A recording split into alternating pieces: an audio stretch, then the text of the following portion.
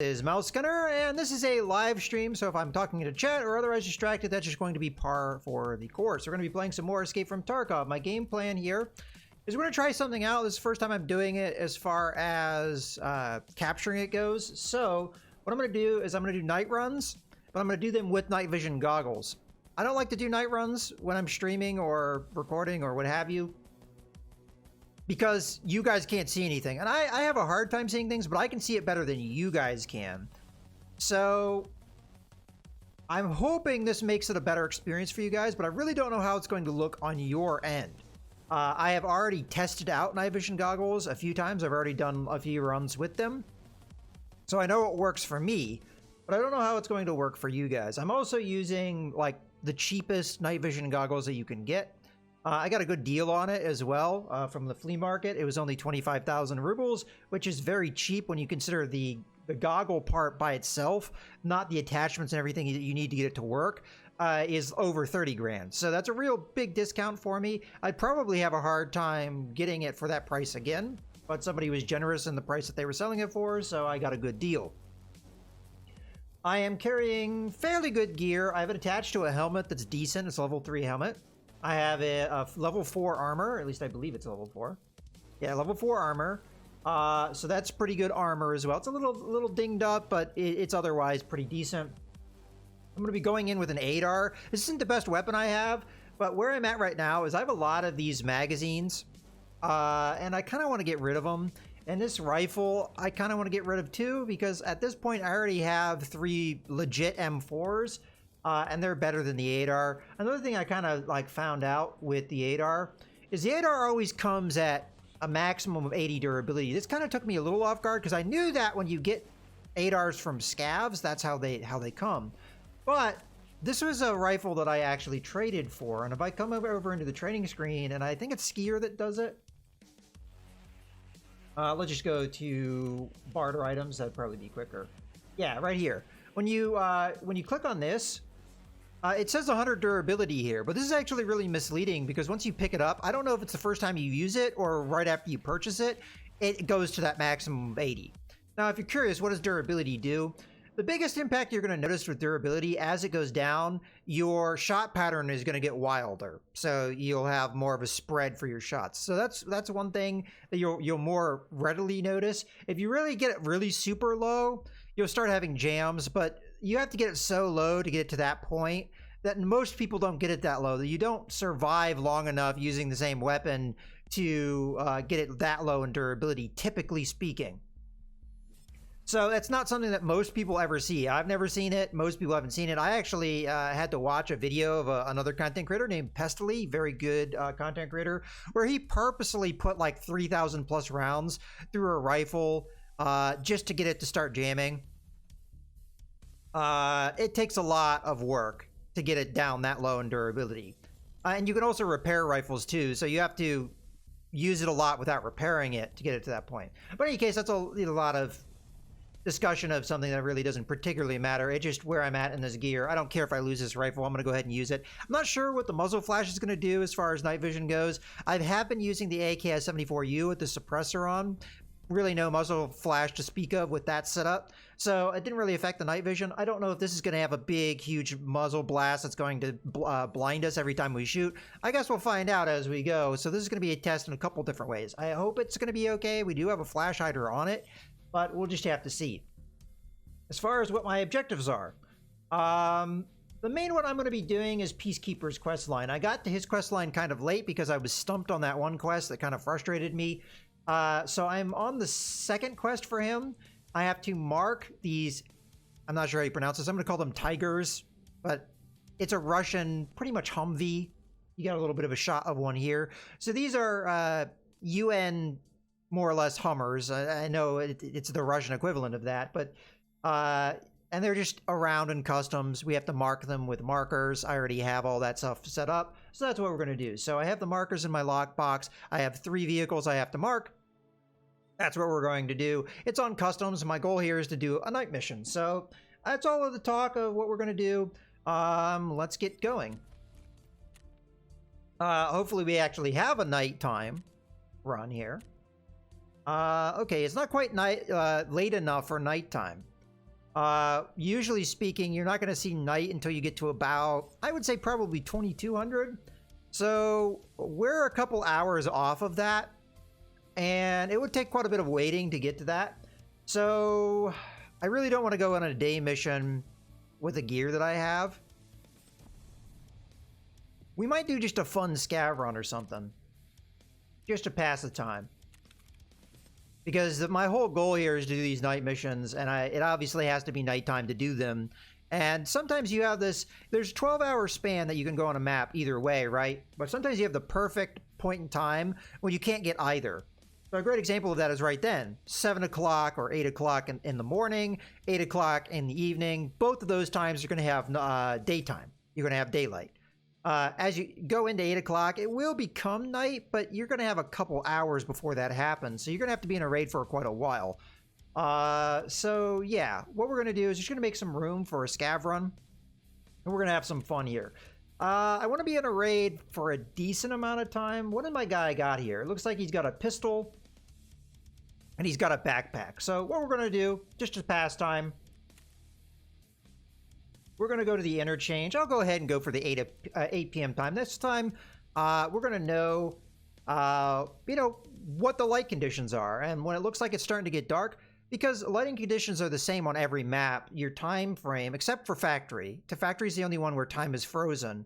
But for all the maps, the time scale works the same. So whatever time it is on Customs, it's the same time at interchange because it's the same city. There has been some argument in the community that shouldn't be the case. That way you can find a map where you do have a time period that you want at any given time. But I kind of like it the way it is. I like the fact that it is the same time everywhere, no matter what. I don't know if they plan to have the various maps chained together at some point. I think there was talk of that. I don't know if that will ever come to fruition, and I honestly wouldn't necessarily want that, I don't think. Not really sure what I'd want out of that. But as far as I'm concerned, I kind of prefer it when the maps are standalone. It's interesting from an immersion standpoint that the maps would be chained together, but that just makes the whole thing of escaping out all the more complicated. It's like, you look at Shoreline, for example. One of the extracts is called Road to Customs. So, in theory, that would link right into Customs. So, if you look at the map from a greater perspective, the bigger picture of everything, a lot of these locations are right next to each other. Some of them aren't, but a lot of them are. Now, why did I pick Interchange of all the maps I could go on? I picked Interchange because it's got a nice combination of possible action, but also possible loot. We won't necessarily look for the action, but we're definitely going to look for loot. Okay, so we have just spawned in, I believe is this Idea or Goshan? I want to say it's Goshan. Just looking at things. Yeah, this sure looks like Goshan to me. Okay, so Goshan is the grocery store. We're in the back of that. So if we go through that door, we will be out close to the ramp area. So you can see, as we get outside, it will be daytime. We have to be somewhat careful in this area. There will be scavs in here. Our objective here... Oh, you know what I need to do? Get our laser pointer going. There will be scavs in the area. We don't want to kill them if we can avoid it, but there may be other player scavs that will shoot me and not really care. Now, there's a weapon crate here I'm definitely going to check, because most of the times I've found if there's anything in here, it is definitely a weapon. Yeah, there we go. AKMS. Alt, click. Gets it on you. I've really been trying to learn the keybinds to be quicker with my looting. I'm still a little slow on the alt click. A little bit more in tune with the control click, because that's the one you use the most. So that's the one I'm trying to learn, is the alt click. What is the difference between the two? Control click will put it in your inventory. Speaking of which, what do we have? Oh, we got a couple things of adrenaline. Not necessarily the most common thing to get. Sometimes your scavs can spawn with some decent items. I think we'd want to take that adrenaline home. In any case, yeah, did that have ammo in it? No, it didn't. Control click is going to put it in your inventory, and when I say your inventory, I mean your bag, your rig, what have you. Alt-click is going to put it on your person. So if you're trying to pick up a weapon and put it in your sling or in your hands... Yeah, there's a dude walking. That looks like a player to me. That's a player for sure. I want to chase him, but I don't want him to know I'm here.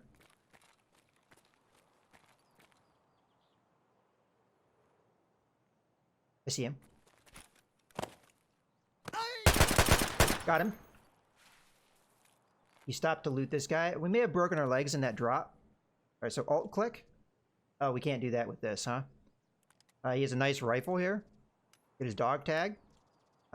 Yeah, we're going to go ahead and drop that. Pick that up. He's got a nice pistol, which we're also going to pick up. Come on, come on, come on. And we have profited quite a bit here. He is full up on gear. If we're lucky, he doesn't have a friend, which it didn't look like he had. And that guy was not a scav, so the scav should not bother me. Hey, Iggy. Oh, man, look at this guy. He's loaded. What is this? Huh. Okay. What I probably should do is I want to take his bag. But I have to think what I want to keep and what I don't. Probably do that. He doesn't have a rig, which is kind of weird. He must have killed the player. Let's go ahead and just discard that. Alt-click puts it on me. He has a grenade, and the Vaseline is really good, so I'm going to go ahead and drop that. Pick that up. I don't think any of this other stuff is probably worth it. Let's go ahead and... come on. We'll pick up the grenade. What the hell? Okay, that's probably good enough. We did indeed break our legs. The Vaseline would help us with that, but I kind of don't want to use it. What's the situation with this rifle? It's full. Yeah, he must have looted either a dead player or... like, why does he not have a rig? That's really weird. Okay. So, what's our situation? We broke both our legs jumping over that thing. We don't really have anything to deal with that, unfortunately. I might grab this bag, if there's not a whole lot in it. Sure, we'll drink that. So what we're going to do is we're going to just take some of the stuff. The Vaseline is a painkiller, so it will do what I need. The only problem with that is that... let me double check that. Removes pain. Yeah, okay. We're going to go ahead and use this. That way we won't be hobbled by our broken legs. Get a little bit of Vaseline on there. All right, now we got clearer vision. So that was a really lucky encounter there. We need to get out. Because I just got really, really good weapons there from that dude. Again, I'm confused how he had such good weapons, but he didn't have... He had in his bag an extra mag for this. But he didn't have anything else to go with it. Like, he had no rig, so he couldn't do a reload, quickly anyway. He had no backup for anything. So I have to believe he looted this either off a body or, and for whatever reason, that body didn't have a rig on it because somebody else already picked off the rig or something. Or he went to Kiba, but I find that somewhat odd that the weapon had a 60-round mag and was loaded. Maybe somebody killed Killa, and this is Killa's weapon. I don't really know all the variations of stuff that Killa brings, but his typical gear that you think of for him is the RPK, which is like a light machine gun, but he can carry other weapons. And the 60-round mags are kind of indicative of him. We'll have to see what type of ammo is in this. That might be even more telling of whether or not this is Killa's gun. But he also has an RSAS. And did the RSAS have ammo? That would be odd. If it's empty, then that's one thing, but I'm really confused. Maybe he thought he was going to die and he dropped that stuff. But yeah, very strange. Like, I can understand, like, going in without a lot of stuff, but these are top-tier weapons that he had. especially the RSAS. That's an expensive weapon. And the fact that you would bring no backup for that, no armor, no rig, no nothing, that's so strange.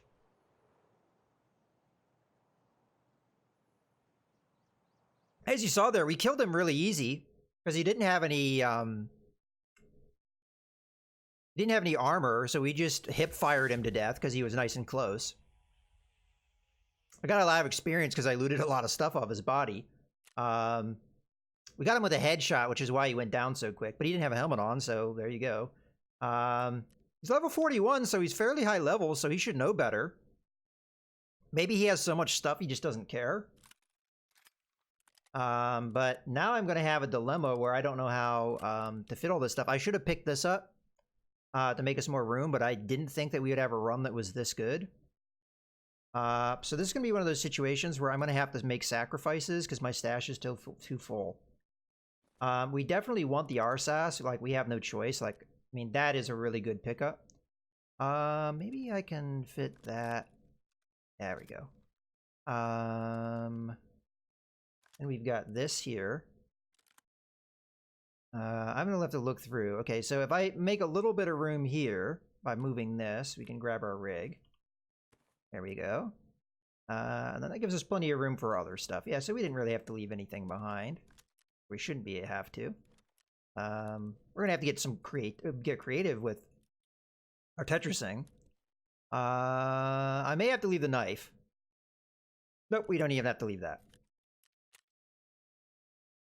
Okay, well, that went really well beyond my expectations. So we fired 5 rounds there from the hip. We were able to get him in the head, so nice lucky shot there. I think we still would have gotten the kill regardless, because we got super drop on him there. We broke both our legs there. That's probably why he was slowed down. Well, first off, he was looting, right? So we caught him in that act.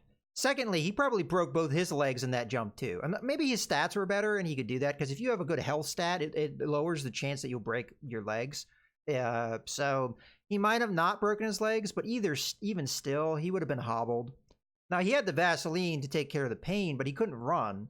So it was a good possibility we'd be able to chase him down if he tried to run on us and stuff. So sometimes you get a 1 in a million, and you pick somebody off like that. Again, I'm very confused by what he did there.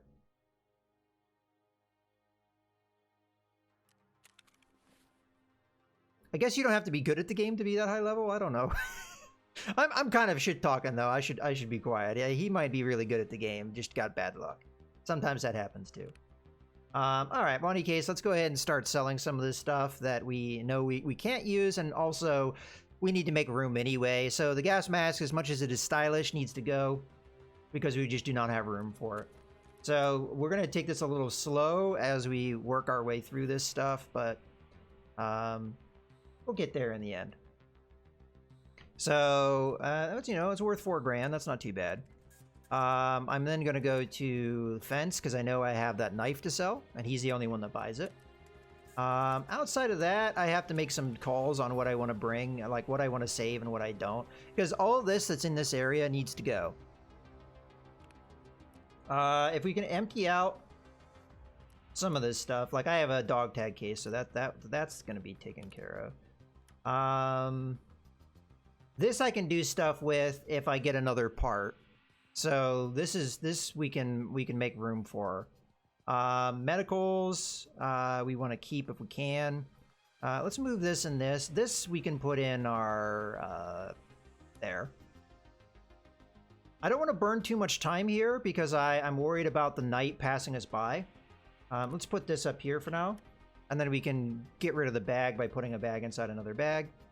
There you go. 60 round mag. Okay, what kind of ammo did he have? Just BP, so that's not Killa's gun. Killa usually has way better ammo than that. Let's get rid of the dog tag while we're thinking about it. Let's get rid of this and this. He had 10K on him. Why he didn't put that in his lockbox? I mean, this guy's a player. He must have had a lot of stuff in his lockbox. But why didn't he bring a wallet or something, right? I mean, I have a wallet. As a matter of fact, I have money in it.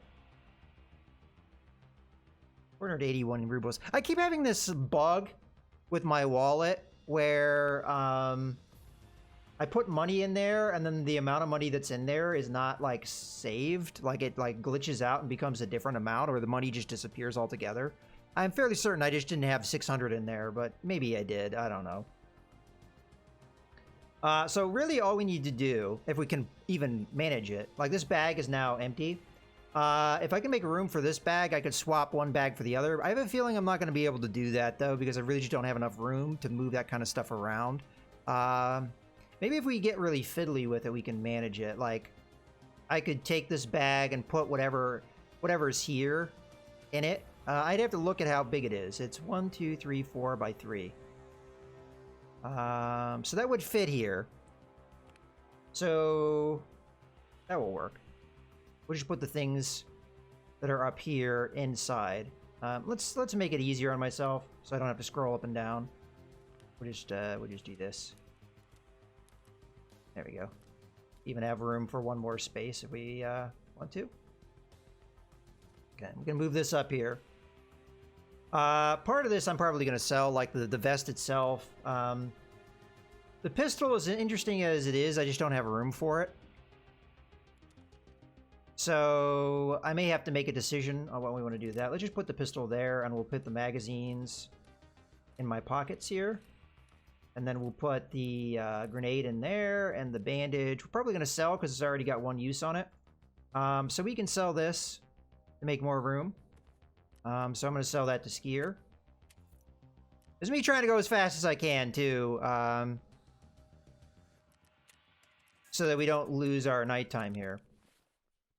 Because I can't go with this bag. This bag would be a bad idea to move with.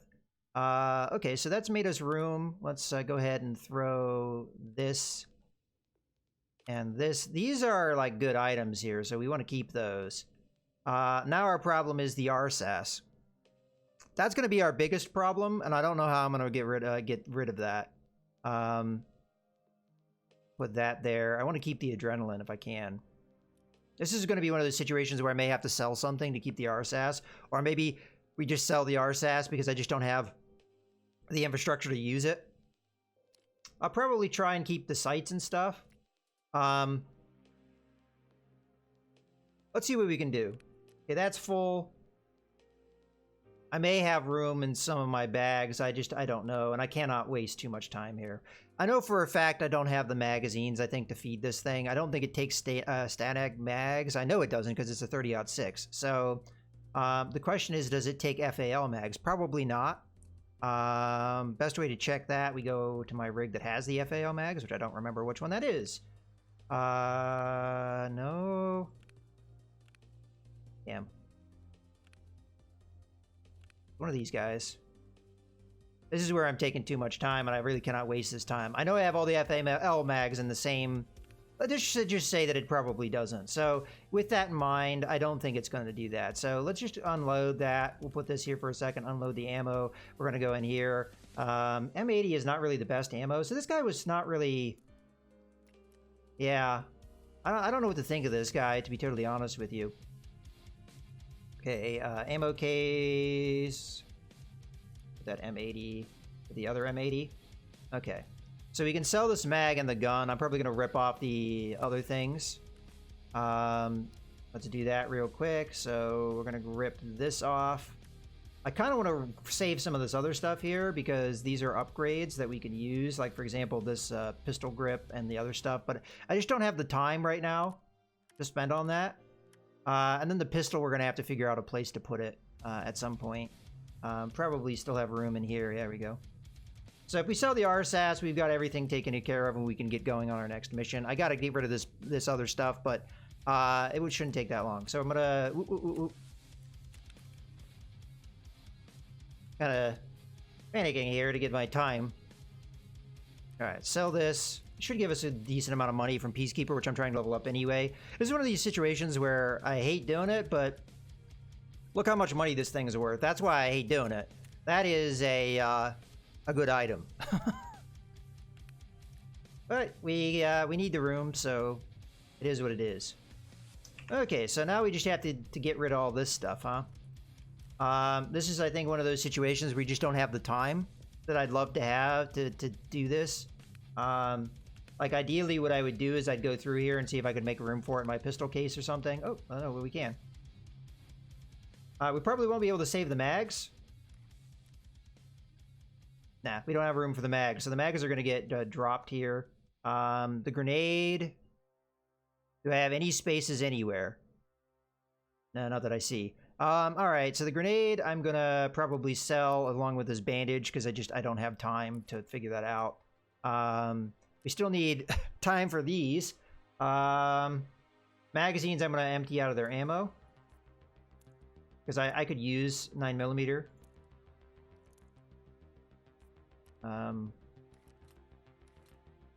This is, I think, taking too long here. We're probably blowing through the time that we need to be doing night runs. Okay, so all this stuff is going to get sold. I'm going to go ahead and really quickly drop off the 9mm. Yeah, there we go.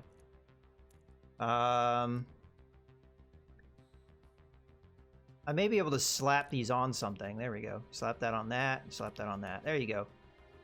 Hey, there you go. We can remedy that later. Sell all this stuff. So we're gonna have to go to the therapist. Maybe I take the grenade in with me. That wouldn't be a bad idea. We'll take the grenade in with me.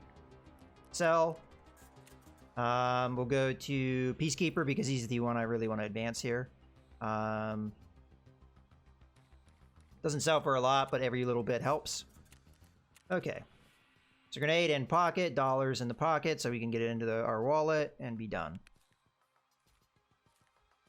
All right, so that was a lot of faffing about, but sometimes that's what you got to do for Tarkov. You got to really faff about to get things to work. Okay, do I have everything ready to go? I do not have a bag. Grab the bag. There we go. Let's escape.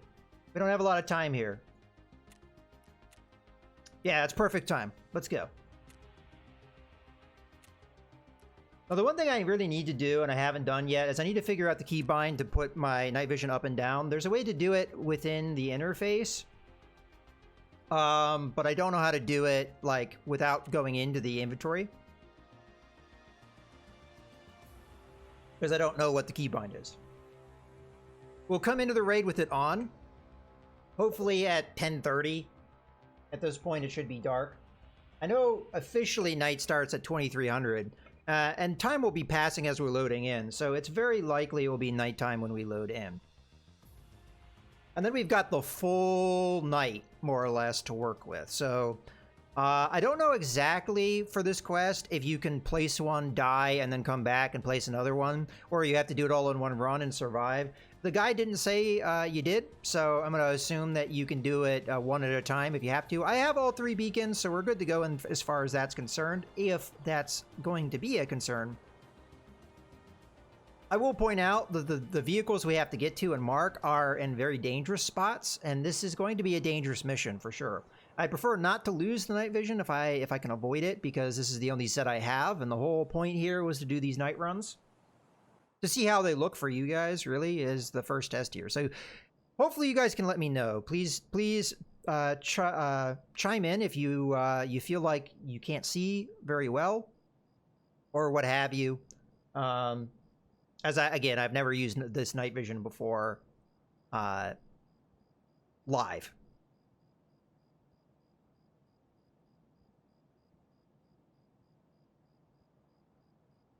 We've got a decent rig. We've got decent gear with us. I mean, the 8R is not necessarily the best. More or less stock. I did change it around a little bit. I actually made it worse with these changes, though, because what I did is I ripped the stock off. It's got a stock pistol grip combo. I ripped that off because it's actually better than the standard M4 setup. So I put that on an M4 until I can upgrade that M4 more. So I've actually downgraded the 8R. Outside of the fact that I did put a red dot on it. But this is kind of a low-level red dot. It will do the job, but it's not necessarily the best red dot in the game. It's very easy to get to. It's one of the most readily available red dots in the game. At least as far as loot goes. I mean, we've had a good day so far, killing that player with really high-level gear. We didn't get to keep the RSAS, which is a shame. But at the same token, we got over $800 by selling it, and I need to level up Peacekeeper anyway. And The only thing that's holding me back at this point is money spent. I mean, these quests will get the other thing taken care of, which is his reputation. But after that, it's just going to be spending money on him because I'm pretty much already at all the level cap for him, even to get to level 4. I'm at level 28. I'm working towards 29. By the time we're done with these quests, we'll probably be to the level 29, and then we're just about spending money with him. So that actually did help get me along that path. Okay, we're starting in a building, and you guys get to see night vision right out the gate. Okay, starting off, we have a bandage. I cannot put that in my lock container, but it's better than this bandage, so we'll just swap those two out. Okay, we're not really anywhere near where we need to go. So what I'm going to aim to do is get where we need to go. I have to be careful because we may run into players early. Okay, red dot looks good. We will have a little bit of an advantage over players that aren't running night vision. I don't know what it looks like without the night vision. Maybe I'll give you guys a little peek-see once we get into a safer situation.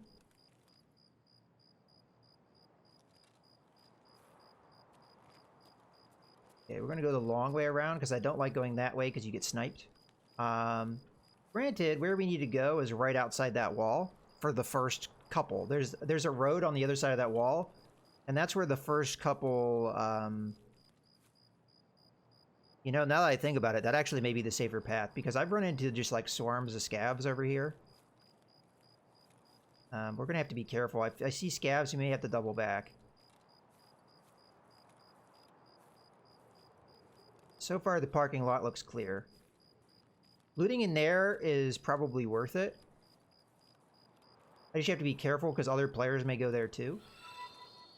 Oh, we got a follow. Thank you, the goon. Yeah, but once we get to a safer spot, we're not in that spot yet. I'll probably give you an idea of what it looks like without the night vision, so you guys can get an idea of how dark it is. The real problem we'll have, though, is see lights. When we look at those lights, they're very bright and dazzling. And if a scav has a flashlight and puts that in my face, we are going to have a hard time seeing.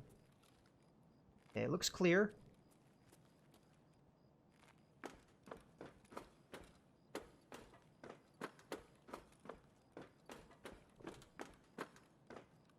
What did I say? I missed it. You're saying the best advice. But yeah, this night vision is not that expensive, too. That's one of the big advantages. Night runs, there tends not to be that many players, comparatively speaking. And if what you're doing is coming in, just doing a run like I am, where you have to go to a location and do a set thing. Oh, what is my advice? Ah, gotcha. So for me, if you're new to PC games, in particular, ooh, these are nice.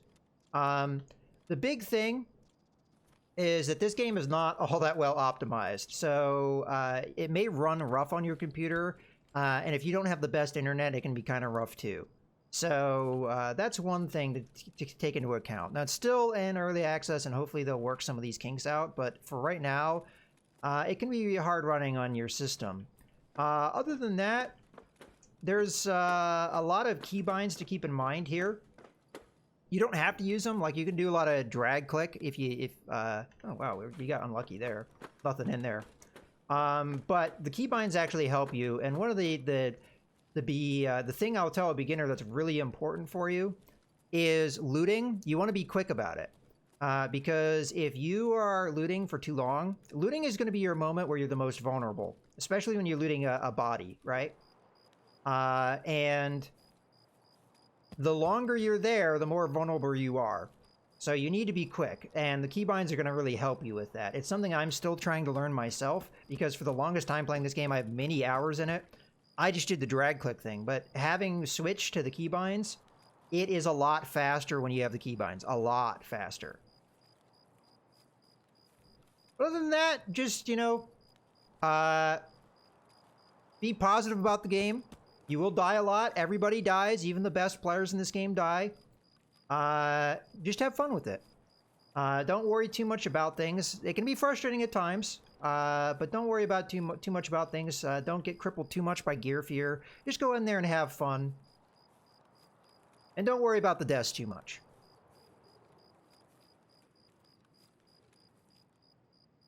You got a boy. I don't know if it's a scav. I'm gonna guess it's a scav.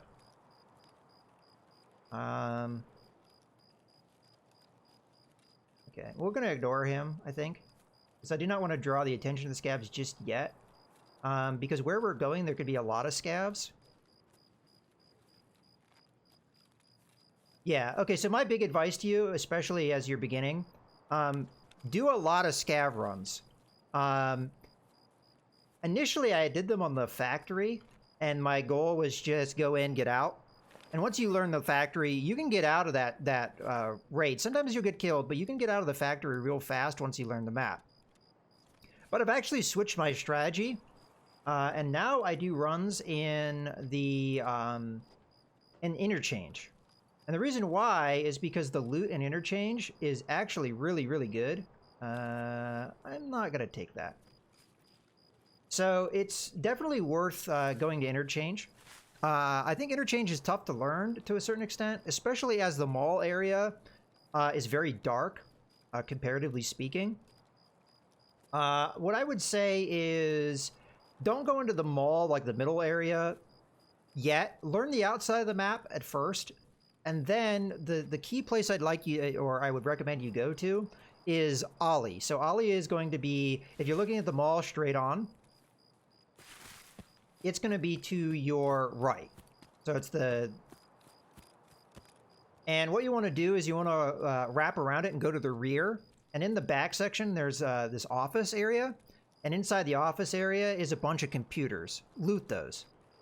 Bring yourself... if you have a scav and he has a backpack, that's definitely where I'd tell you to go. Even if it's a smaller backpack. Because the computer parts are usually worth a decent amount. And that can start getting you the money you need and the gear you need, because scavs actually come with pretty decent gear, typically. Okay, so we need to really watch out for scavs in this area. Okay, so we already see two of the vehicles. One's right there, and the other one's over there, and we need to mark these. The problem is I need to make sure there's no scavs in the area, because if I get killed while I'm planting or while I'm waiting for the plant, it won't count. And considering that these things are worth 15 grand a piece, that's a lot of money investment if I lose it. So looks clear to me, but we know there's a scav patrolling on the other side of the wall. He may come down. So far it looks okay though. Hey, plant. You do not have to stay near the vehicle, and I am not going to, because this is too dangerous of a spot to stay next to. So we're going to run our ass out of here.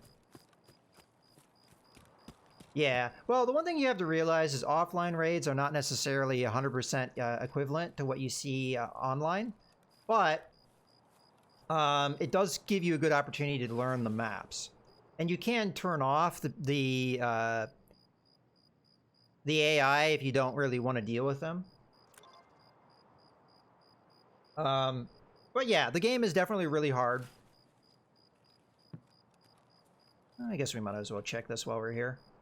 So that's one down. We have two more to go. The other one was right within eye shot of us. I'm not getting very lucky with these containers. I don't think anybody's beat us here. We'll take the beverage in case we get thirsty. I guess I'll take the hump back. Why not? I doubt I'll need to eat it.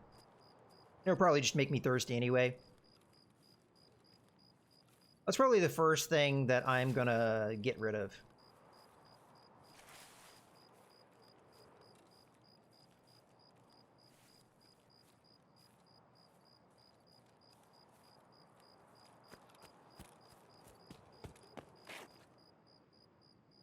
That's a good question. My background was playing Rainbow Six 3. I think that is probably... Ooh, that sounds like maybe the gas station. Which I think is kind of similar to this, but that's an older game, so it's kind of harder for me to recommend to you. Especially as I don't think there's any way to acquire it. Well, any legal way, probably. That's a good question. I don't want you to have to spend money is the thing. And like if I want to recommend something to you, like to get your PC skills up. So I'm trying to think of a shooter that would be equivalent to this. I don't actually usually play a lot of shooters these days. I used to play a lot when I was younger. I've been doing PC gaming for a long time. I mean, the one I would probably recommend would be Rainbow Six Siege, as being kind of close to this, because you've got a lot of the same features. You've got the leans, you've got like the more realistic damage model to a certain extent. So they are somewhat similar. And you still have like Peeker's Advantage and stuff like that. And if you don't know what Peeker's Advantage is, it pretty much means the person that peeks in somewhere is going to have like that split-second advantage over somebody that's sitting there waiting. So if I'm like, you know, here, I'll give you an example. I'm gonna go in this train because I also want to show you guys what it looks like without the night vision. But if I'm like sitting at the opening of a door, right, and I'm just sitting there camping, like I'm looking at this slit, right? The guy that comes in around the corner to see in the door, the guy initiating that peek, he has the advantage over the guy that's sitting here. And that's not just a reaction thing. That's also like what is the word I want to say? Latency thing. It's a latency thing. The guy that peeks has the latency advantage on top of all that. So his shots are probably going to count first if you're both dueling each other. So that's still a factor in this game as well. Okay, so you guys can see what it looks like without the night vision. So it's an open sky, starry night. I can see okay, but you guys probably can't see all that well. I mean, I know the capture is a little rougher because it tends to be darker. That gives you an idea of like how much darker it is without the night vision. Yeah, it depends on what your issue is too. If it's a matter of aiming. Like, do you have experience with consoles shooters? Because console shooters, it is definitely a different skill set. And oftentimes, console shooters tend to be a little bit more forgiving with your accuracy because with a mouse, you usually have to be very specific with your aim because you have a little bit more advantage on your control. So as a result, it does take a little bit more, I guess, hand-eye coordination.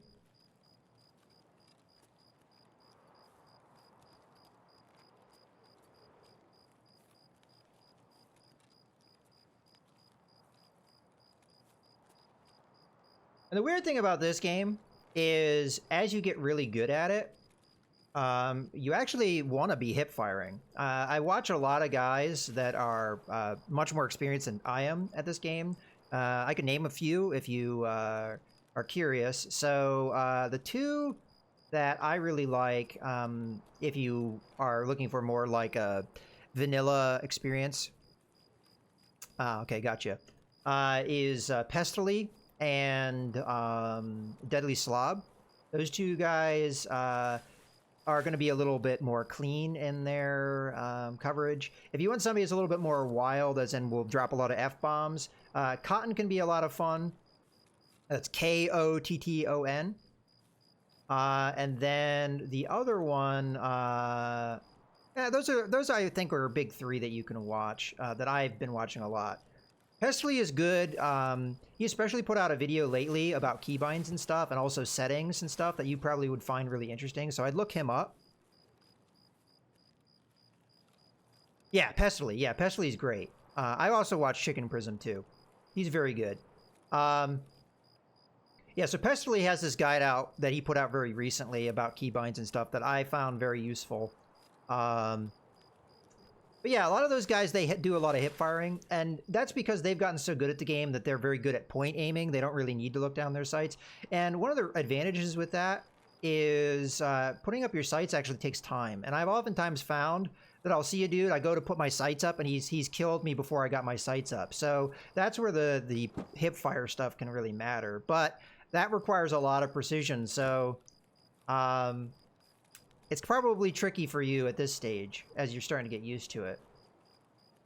Also, it depends on what your sensitivity settings are. You might be a little off on your sensitivity settings. If your mouse is too sensitive, that can actually make things difficult. So what I would say to you, if you're having a lot of trouble getting your accuracy up, I would lower your DPI settings or your sensitivity.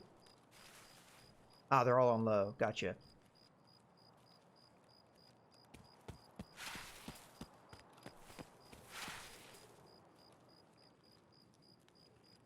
Well, I think one thing that would probably help you a lot is the upcoming update, 1.2, and I don't know when it's going to come.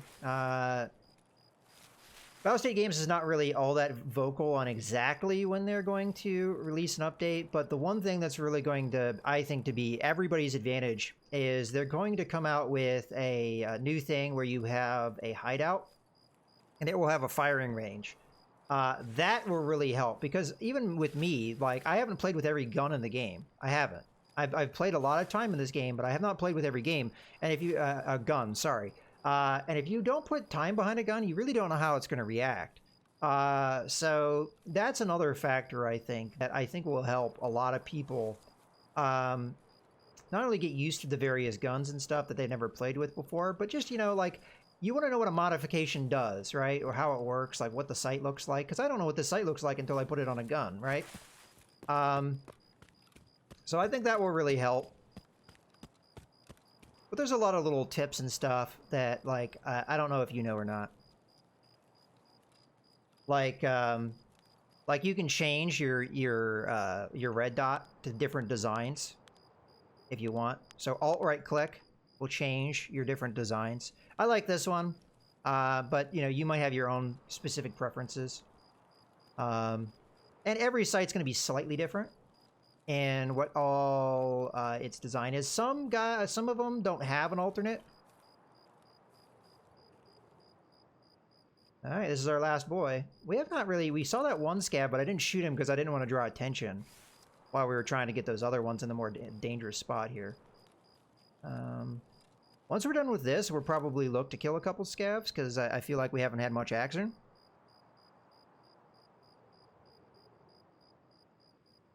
I even find it surprising, because there's usually scabs all over this area. Maybe it's still early in the raid. No, it's been a pretty decent time into the raid. Yeah, I mean, just practice makes perfect. You'll get it.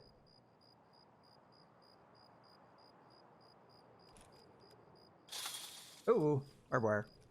I am 28 at the moment. But I have played this game before. I actually am a little late on this wipe. I dropped the game for quite a while. I played it a lot earlier on. But then I kind of got burnt out on it because there were a lot of issues, I'd say, early on. In particular, just with balance type stuff. And that stuff has gotten a lot better, to the point where I've gotten super addicted with the game. Like, as much as the game still has its problems, for sure, the things that I had the most issues with have gone, and that has brought me back into it. So I put hundreds of hours into this game, but I'm like halfway into this wipe, more or less. And they've changed a lot, even with the quests. It's interesting to see the different ways that they have the same quest, but they've kind of slightly altered them over time. So yeah, what I'm trying to do at this particular time is level up Peacekeeper. So we're doing his quests. Because I kind of got stuck on Skiers. Because to get to Peacekeeper's quest, you have to do a quest line for Skier. And the one I got stuck on is the Friends from the West, which is the one you have to do. And in that one, you have to kill 5 USEC, right? I just couldn't do it. Like, at first I didn't try and do it. Like, I was just doing other quests, and I was like, well, if I run into players, I'll kill them, whatever. And I kept running into bears, so the kills didn't count for that, because it has to be specifically USEC. And then after after a while, I was like, okay, I really got to do this quest because I'm falling behind not doing it. So then I went out of my way to do it, And every time I would come up against USEC, he'd either be way better geared than me, or I just would blow it. And I just was having a really rough time doing that quest. It's often the weird thing where it's like when you don't have a quest and you don't need to do something, you do it fairly easily. But when you have that quest in front of you, like you have to find a particular loot item, for example. You could spend hours and hours trying to find that loot item, but before you had the quest, you found it you found it all the time, right? So it can be frustrating sometimes with that kind of stuff. All right, so our extract is over here, but I'm not going to extract yet because we really haven't done a whole lot. So what I'm going to do is I'm going to go into the storage area. I like to go into this area to kill scavs in particular. I also want to see how the 8R looks when I fire it without any muzzle changes like flash. Well, it has a standard flash hider on it. But there tend to be scavs in here. This area, I feel like, tends to be a little less less players go in here, so I'm not going to get, like, ambushed by a player scav, potentially. There's not that much loot in here, which I think is one of the reasons why players avoid it. But there's a little bit of loot. Oh, you know what? Let's go down this alley. I like to clear it out before I even think about looting, but we're already right here. So there's a little medical bag in there. There's also a duffel bag in here. I also haven't done much looting yet in this raid. I mean, I got a little bit of stuff, but most of the stuff isn't really worth all that much. Let's move this stuff and that there. We can drink this. We're a little low on hydration. We've been in the raid for a little while now.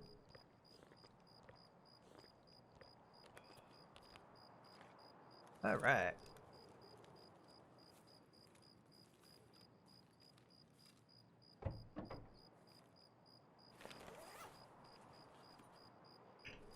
Yeah, that bag always has nothing in it, though. Sometimes it has stuff in it, but it seems like that bag is empty more than any of the other ones. Very frustrating, especially when you need medicals.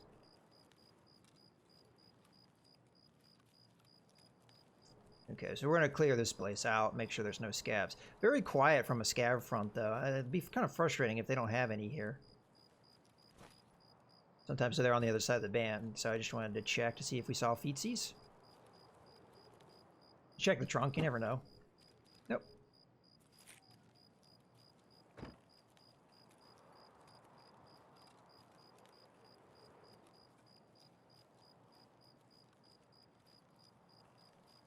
None there. They tend to be more over here, though, so this is where we're probably going to encounter them if there are any. My shots may draw more scavs from the customs area, so I may get swarmed here as soon as I start fighting. So I do have to be prepared for that.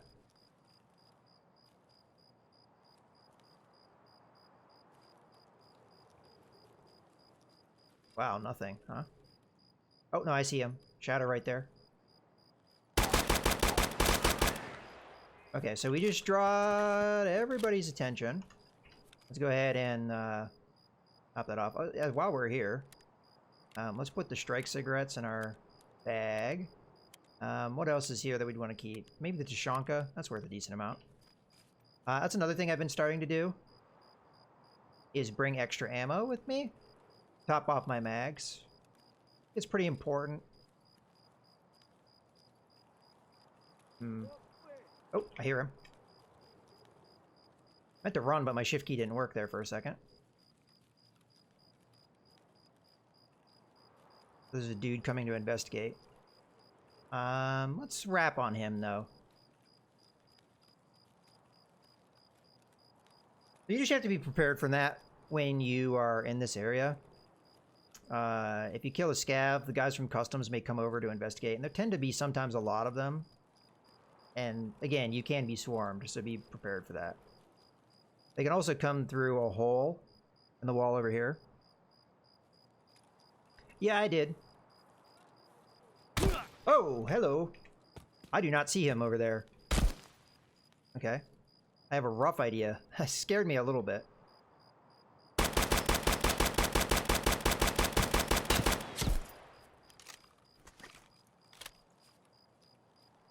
I think my body armor stopped that. Oh, wow, he damaged my armor a little bit there. Jerk. I don't think he did any health damage to me. At least I don't think much.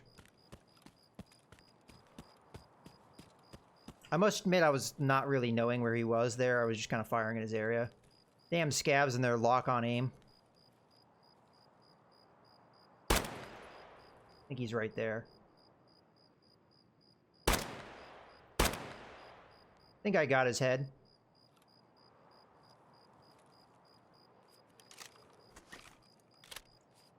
I heard another voice that was a little bit more distance. Let's check our health. Okay, he got me a little bit in the chest.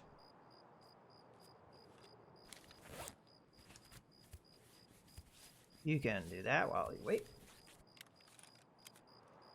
That's probably enough.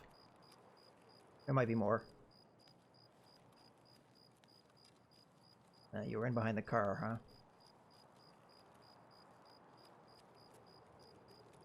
Yeah, we got him. So what I did there is I held my breath. That's Alt key when you're aiming. So you see how my aim is a little, well, maybe it's not that apparent here. It's a little shaky. And then I just held my breath, even things out. It will drain your stamina faster, but it does really help. Something you should learn to do. I have actually changed my keybind on that one to be, I have extra buttons on my mouse because I find that one so important. Let's top off our mag. Oh, hello. That is going to be worth a decent amount of money. And that's another thing to keep in mind. You can top off your mag while you're doing other things. So let's say you need to heal, right? You can top off your mag while you do that. You need to search something. You can top off your mag while you do that.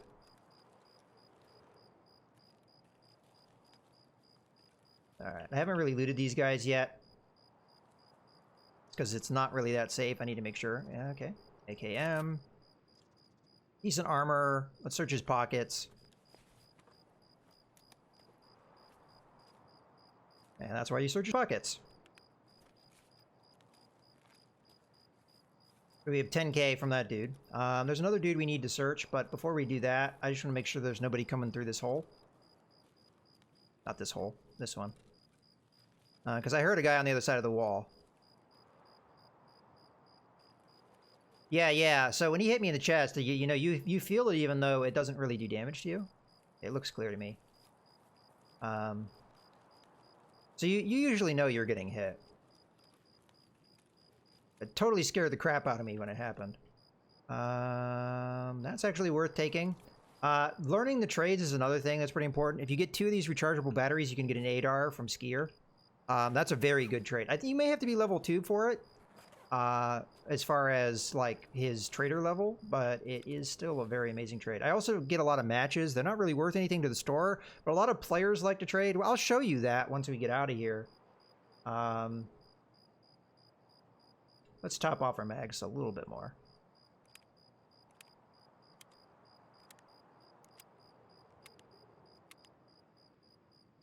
So I'm going to assume that his ammo that he was using isn't all that great because my armor pretty much absorbed it.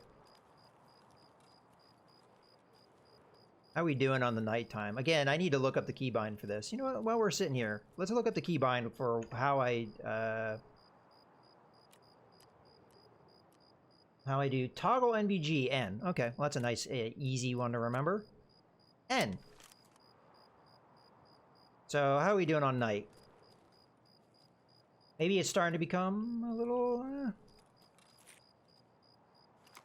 There we go. I have to ask, does night vision goggles really make that noise? I don't think it does. Oh, we never looted this dude over here.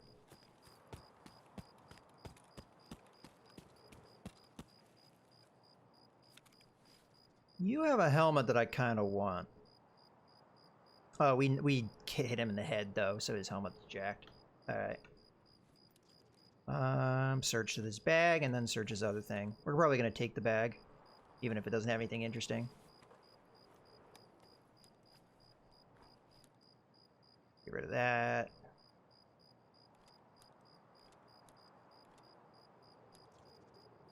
Oop. Alright, you know what? I'm full up. Let's just get out of here. Not that many kills, but it's a success. I honestly don't know if you have to do this quest in all one go, or if you can do it one at a time, so it's better to just err on the side of caution and just get out of here. We've got more quests to do. And we'll be able to go on my favorite map, Shoreline, with the next quest. In any case, it's good to have these nice successful runs. We had 2 successful runs so far. The one we were able to kill that player as a scav. I like that. Especially as he had some good weapons on him. Okay.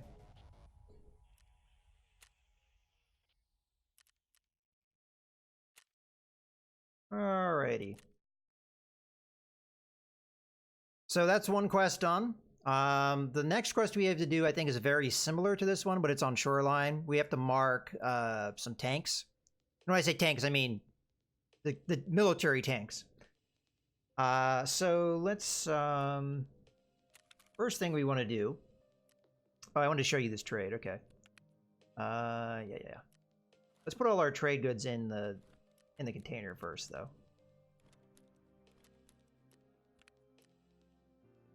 I meant to take this bag with me. Maybe we will for this next run. We could have looted more stuff. Okay, so to show you the trade and why I pick up matches, because again, matches are not really worth a whole lot. Now, the trade that everybody knows about is the trade for painkillers, right? You get 2 of these matches and you can get a painkiller. I have tons of painkillers, so I really don't care about something like that. But I often find people selling weapon parts. It's a little slow today. Not as many people are selling weapon parts. But I often find people selling weapon parts or trading them for matches. And they're often not that hard to do. Like 2 matches for this, 3 matches for that. Matches are really easy to get. So I've been working off of this stuff like a lot. I think it's this guy in particular has been trading a lot of items for matches. He just loves those matches, right? I always see this guy. So I love him because he gives me all kinds of weapon parts that I don't have to buy. And matches are, again, they're not worth anything if you try and sell them. So I just kind of hold out. You can also get contacts if you want with 6 matches. But yeah, I always grab matches for that reason. I might have to sell the Tushonka here. Got a couple more trade items. So, tape, matches. This I'm probably just going to sell. Again, my stash is kind of in a rough spot right now. So, what we're going to need to do is we're going to need to empty this out.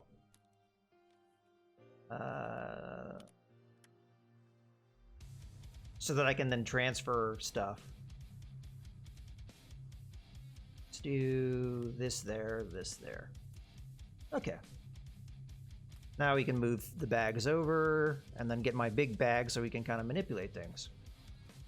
Yeah, so my stash is just out of control. Another thing I'm probably going to sell, I've been holding these for my friend because he's doing a quest where you have to kill scavs on interchange and you have to have the fleece hat and the AVS rig. And where he's at the moment, he can't buy the fleece hats. He can only trade for them. And the trade is not, it's an item that's not all that common. But I've got a few more hats laying around, so I feel like I should sell some of these just to make some room. Let's get rid of the other stuff we know we're going to want to sell.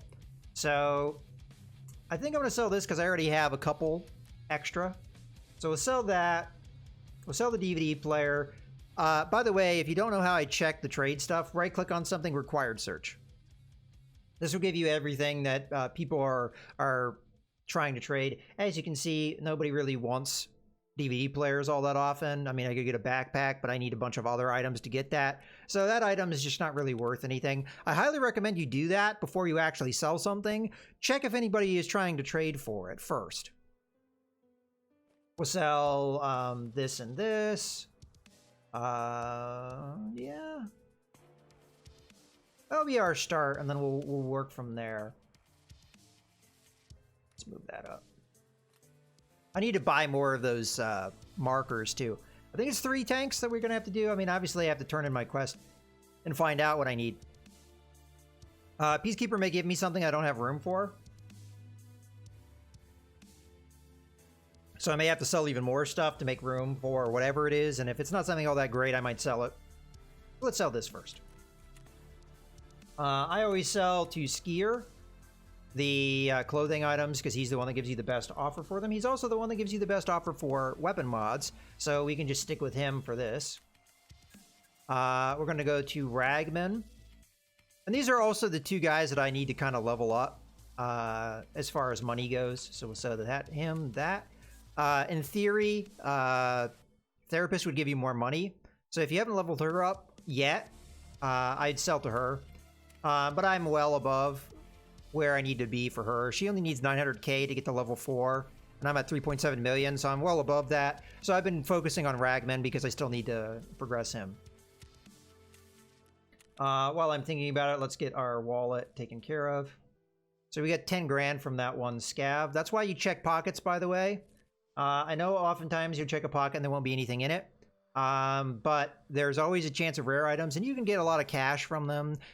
Very commonly, if a scav will have money on him, he'll have like 10k, 5k, something like that. So a decent haul to pick up. Okay, let's get rid of the fleece hats. I probably should have done that when I was selling the other stuff. I've got like 4 of these just sitting around that we can sell right now. And I think these go for a couple grand a piece, so they're worth selling. I'm going to keep this bandage, but we're so low on space, maybe not the best idea. I am going to sell this AK. And the main reason I'm going to do that is I don't have very many mags to run. Well, that's actually something that is arguable on whether or not I can sustain an AK. We're going to sell the hot rod. There's a trade for that, but I'm not going to worry myself about it. I mean, unless somebody else really wants it for some reason. Let's see what we can get. You just want 1, I'm going to do it. You want 2. Damn. This is actually a good item to get. It's actually, I think, the best muzzle brake you can get that doesn't require any other setup. I don't know if I have 315, and he just wants a 1. Let's check on that one. That one might not be there, and by the time we come back. But I don't think I have 315. Oh, no, I do have 315, so never mind. I don't think that's worth picking up. Okay, so we're selling all this stuff. At this stage, I should have room for the magazine. So we'll go ahead and drop that down. Okay, sell this stuff. Dealer, so again, Skier is going to be our main one that we sell to. And then we have to sell to the Therapist because she's the only one that buys drinks and food, typically speaking. Okay. So that takes care of all that. We've got a pretty decent haul there, I would say, as far as money goes. I do have to repair this. Let's do that now. Let's spend a little extra on Skier just to repair that a little bit better. Eek. Kind of regret doing that. I did not repair nearly as well as I thought it would. Oh well. I've got another set of this somewhere. Yeah, right there. We'll keep it around for now. 47 was the max, so it was at 43 of 47, but I got hit pretty hard there in that last raid. Okay, I think I was going to sell the 8R. Let's go with that. It will make room for other things. I am going to save the ammo. That's the one thing that I'm a little deficient on with the AR platforms, is I just don't have a lot of ammo on tap. So it's a little harder for me to sustain that in a run. So we'll keep that ammo around. Okay, that's M855. Go. I guess I'll run with the AK. It's not modded or anything, so I may want to do a little bit of changes to it. Let's rip the sight off. And then we'll just sell everything else. Sell that to Peacekeeper, as we're still trying to level him up. And he's the only one that I don't have already leveled up that we have some money to spend on. Okay, good to go. Main reason I'm not really running the AKs much is I don't have that many mags laying around, but I think I have enough to run this. I got 3 spare right here. So for right now, I'm going to put the Stanag mags here. I have a lot of these, so... As a matter of fact, did I make room in one of my boys here? Just checking them over to see if I have room in one of these rigs. I need to go through and clean up my stash big time.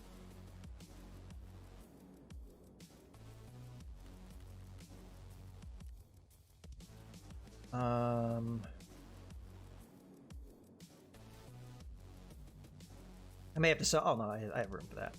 Okay. And then we'll just put these in the space that we just made. And there's one going to be out. I might sell that one. Alright. That down where it goes. Alright, so I want to mod this up at least enough so that I can get a sight on it. I should already have a sight somewhere, but I have to find where it is. I could also just put this on it. You know what? Screw it. I don't want to spend too much time here. Especially as we might have already eaten away our daytime. Let's take a look at that real quick. Or nighttime, I should say. Because if we are out of nighttime, then I'm okay with taking a little bit more time. Yeah, I feel like by the time we get going, it's going to be daytime fairly soon. So we can take our time here. We don't have to rush as much. We already took advantage of the day one time. Alright. So as a result, we've made space here. So do I have a mod that can fit in there? Yeah, sure, there you go. Okay. I also can do this here. I can mod this onto one of my weapons fairly easily. As a matter of fact, I have a couple different candidates for that. We could do it on one of my AK-105s. We could do it on... what else could do it that doesn't have it set up? I guess I could do it on this AK-S74U. I'm not a big fan of this weapon because it kicks a lot. But this one got me through a previous quest, so I wouldn't mind upgrading it. So let's go ahead and do that while we wait. We'll just stick that on that. So we're going to rip this off. We do have to buy a part to make it happen. So link search. We need to get... If it's under gear mod? Yeah. Stocks chassis. This one. Any trades? Nah. Looks like we're just going to have to buy it for its normal price. Okay. So, where are you? There. We'll just do it through this interface. I usually drop things on, but it'll be easier just to track the stuff down. There you go. And then we're gonna sell this. Then I can save the mag if I want to.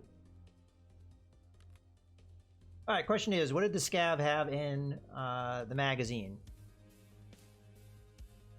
That's good armor. Why did that? Wow. I guess that's why it did as much damage as it did to my armor, but I'm surprised it didn't pierce my armor. Because BT is pretty good. We're not going to use that good of ammo.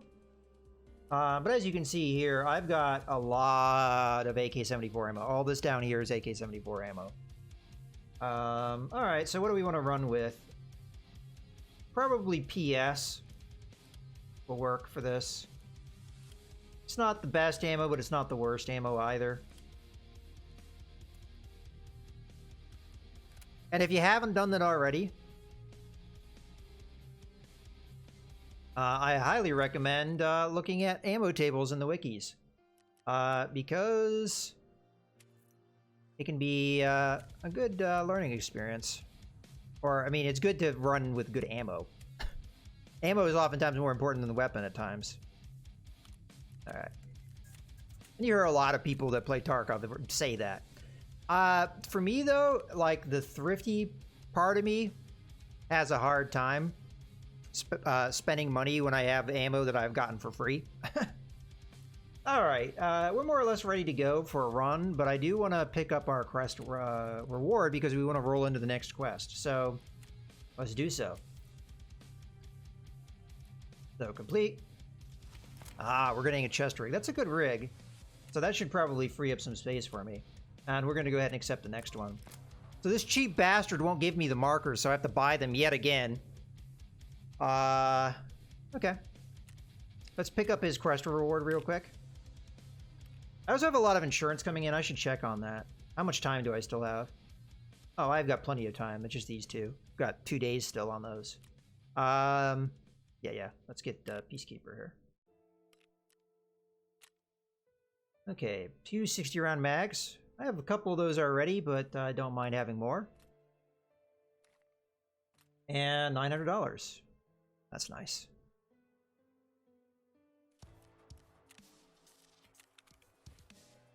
So we're above 8,000 right now.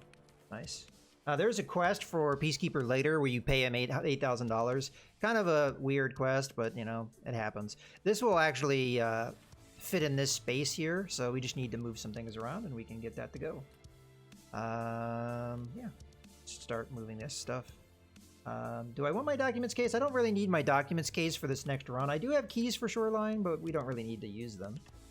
Have all this stuff. So I'm gonna have to move the documents case somewhere else. We just put it here. There we go. Oh, the shotgun's in the way. That. So I have to make room for my shotgun. It needs 4 spaces, so I'm gonna have to look around where that could go. Could go here, I guess.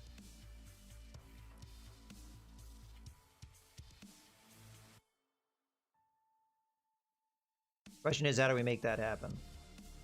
Maybe if we take these items, we could move this up. Then we take these 2 items, and there's the shotgun room.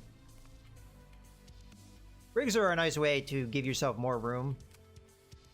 Because they oftentimes give you more spaces than they take up. So in this case, it's a 4x4. We get an extra row of 4, more or less. So that's good. So I'm glad to have it, because that just helped me quite a bit. All right. We're more or less ready to go. We just... Oh, that's right. We got to buy stupid markers. So yet again, we need 3. And they are only sold by Prepper. Just hit the special tab. I will get it to you very quickly. 3. Fill item. Deal. All right. Oh yeah, that's going up into my rig. I don't want that. One in my lockbox. Oh, I should take extra ammo. I forgot. All right, where's the other one? There you are. Okay, so we want another bit of PS ammo.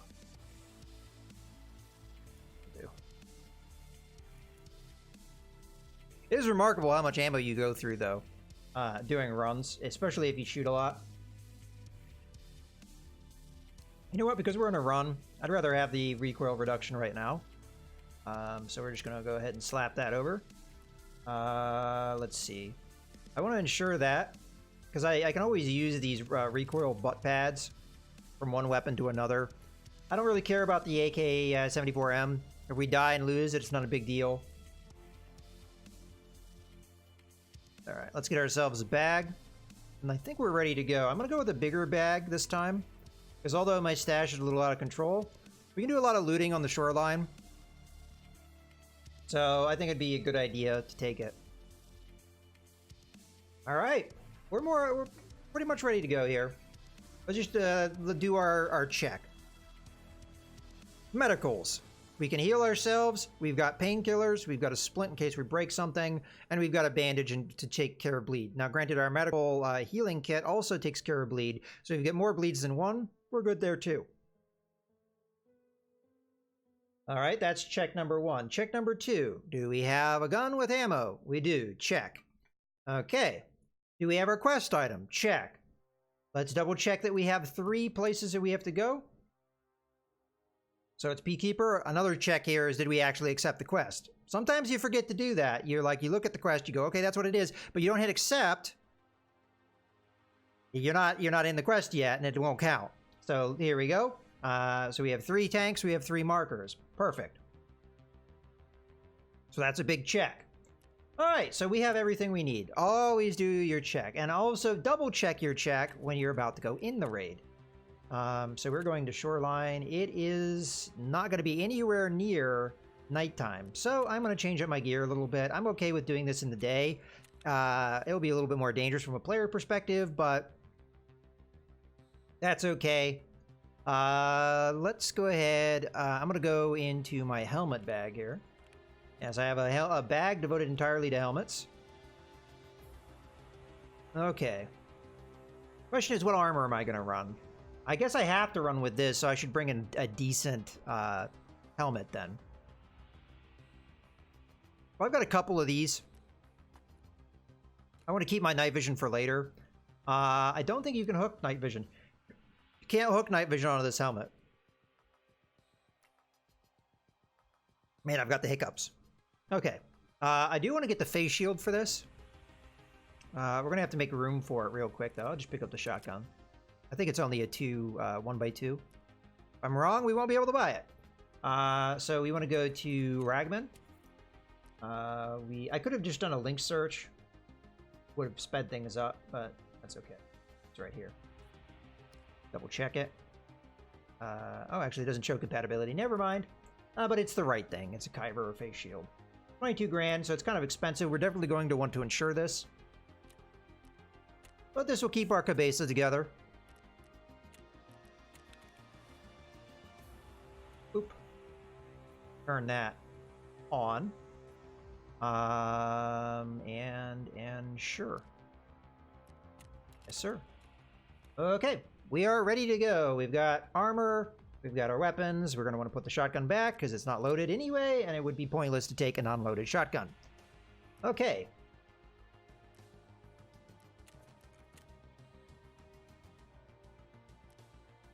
So we've got decent big boy armor on. We've got a weapon. It's not an amazing weapon, but it's something.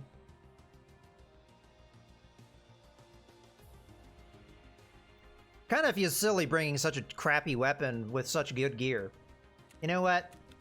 I can't in good conscience do that. We better run with a better gun.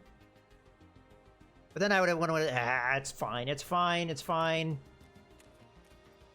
I would want to run better ammo. It would be a whole process here. Let's not worry about it. I'm going to go with 542. It's going to be dark at first, but time will pass. Won't be a big deal. How are we doing on the timer? We're doing all right. Okay, double check our insurance. I don't really want to insure this. I don't care. Yeah, it's good. Okay, here we go. All right. So I know where all these tanks are because I've been on Shoreline several times. This is my favorite map. So we should be able to get this knocked out. I would have preferred to keep doing the night runs because it's kind of fun to do these night vision night runs, but it's not the right time for that, and it'll be a while before it is the right time. We took a little too long in the last raid, took a little too long getting ready. If you can get into raids one after another real fast, you can probably do 2 raids realistically at nighttime if you start at the beginning of nighttime. But beyond that, I'd say probably not realistic. And then you've got a long wait because the 12-hour span, it's going to be like 4 or 5 in the morning to 5 p.m. It's going to be like 5 hours in-game. Not the same as in real life, but it's going to be a while before we get to nighttime again. So by the time we're done with this raid, it will probably be nighttime again, and then we could run. And I'll just have to swap helmet around, and we'll be good. AK-74 platform's my favorite platform in this game for a couple different reasons. One, I think it's fairly controllable and a good weapon. Doesn't necessarily have the punch I would prefer, but it's all right in that regard. It would be better if I had better ammo. Okay, so it's still kind of dark, so you guys are going to struggle at first, but you can see the sun is rising. Ah, we're starting here, huh? All right. Am I hearing scabs already?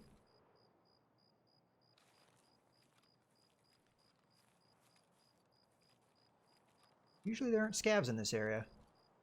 All right, I'm going to loot this house up, but then we're going to get the hell out of here. Because this is not where our quest is. But I want to loot some stuff here. Very dark inside, though, so it's going to be tough for me to see what I'm looking at. Okay, got some money to start off. And some cigarettes. Now, did the money go in my wallet? Yes, it did. Good. I cannot see anything, so if there's loot over there, I can't see it. This. Bolts. Eh. A little too dark here, and the face shield's not helping things. We'll do the more obvious loot that we can see. So I'm not going to loot everything that is here. Could be a duffel somewhere. I forget where it is. Ah, I can't see. Sometimes there's loot on this table. I know there's a duffel in here somewhere, but I actually can't remember where it is. Alright. There's usually loot on this bed, but again, I can't make it out, so I guess we're just gonna leave. Thought it'd be a little lighter than I thought, but yeah, that's alright. Just get moving.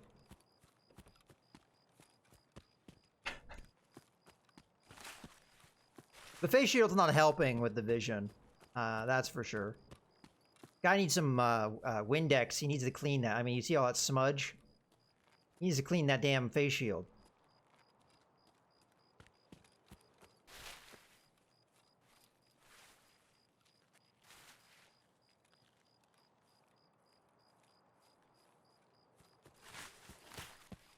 We'll be in the raid long enough that this will get better.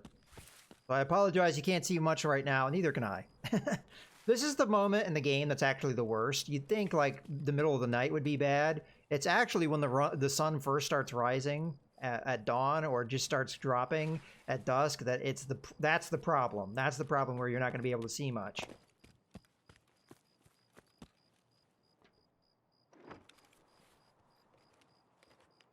Oh boy. We got good loot already. VP 209. Oops, I accidentally dropped that. I'm never going to see that again. Never mind, it's right there. I meant to fold it. I had my key bind for dropping held in. Well, I had the control key held in. My key bind for dropping stuff is control right mouse button, because control left mouse button picks it up, so I figured that's a good one. I still had the control key held in a little bit when I went to right click it to fold it.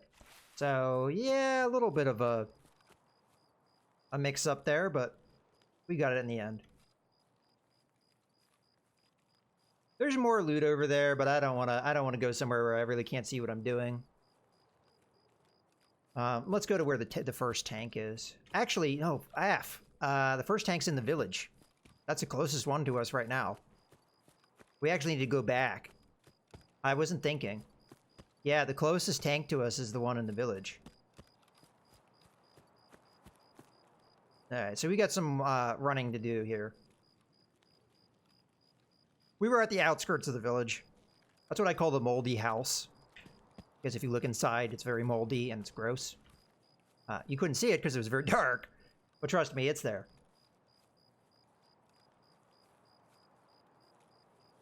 I guess we can loot up the village? The question is, how am I going to go from the village? Because the other tank that would be closest to us after we hit this one would be the one in the north. And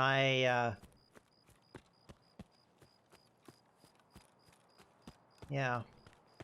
See, our ideal spawn would have actually been... I had to think about that. It would have been east. Because we could hit that tank, we could go up north, hit that tank, and then leave at the village.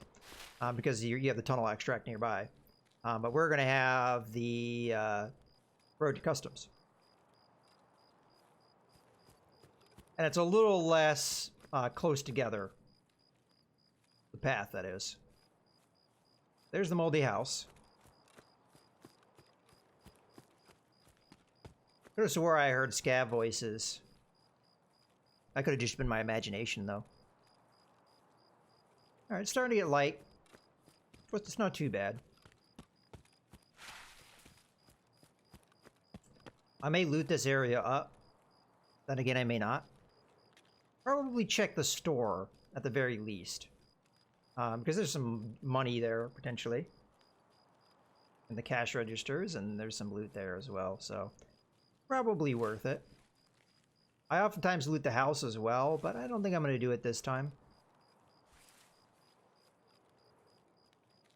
This house is what I'm talking about. I often loot that. But I don't think we need to stop. When I say that, I have a big backpack. Screw it. Probably should have cleared the house before I started looting. I don't want the cigarettes.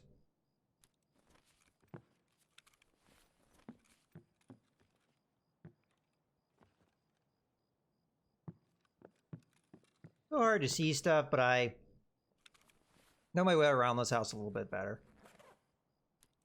Cigarettes, crackers, and a lunchbox. We'll pick that up.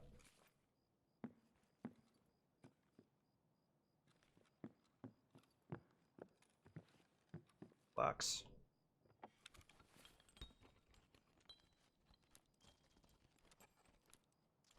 Okay, all good.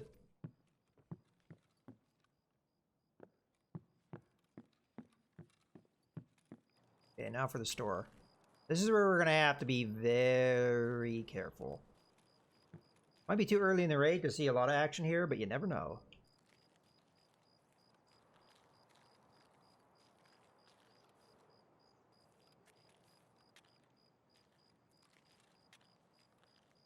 Gonna listen just for a second because it's wood floor in there. If there's anybody walking around, we'll hear it.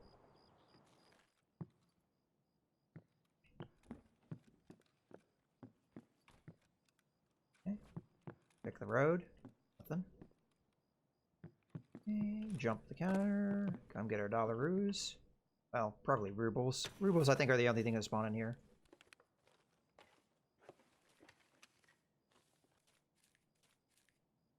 I tend to like put it manually in my wallet now, just because I've had so many times where I know I got money in a raid from like a safe or something, and I look later, and the game's like, "No, you didn't have anything.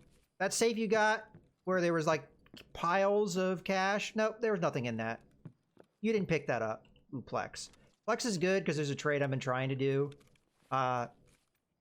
That requires it. And also there's a lot of the armor, the face shields in particular, that use Plex. Plexiglass. We're gonna go in the second store, and then we're probably done with the village area. We're gonna do our tank.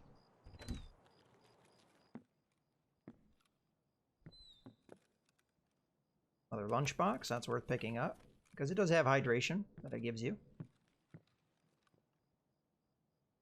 Bolts, tape. Okay.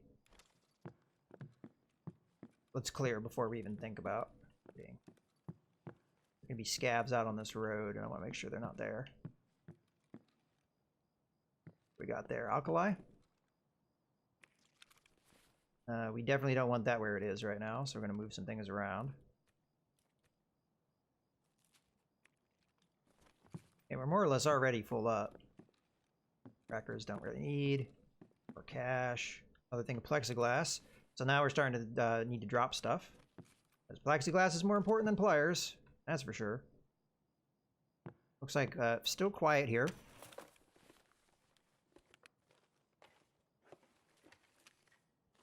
Come on, come on, come on. Alright. Our weapon box, and then we're out of here. Oh, grenade, huh? You can take that. I have to remember I have them. I oftentimes forget I have grenades. Then I don't use them. Okay. Ready to check the road.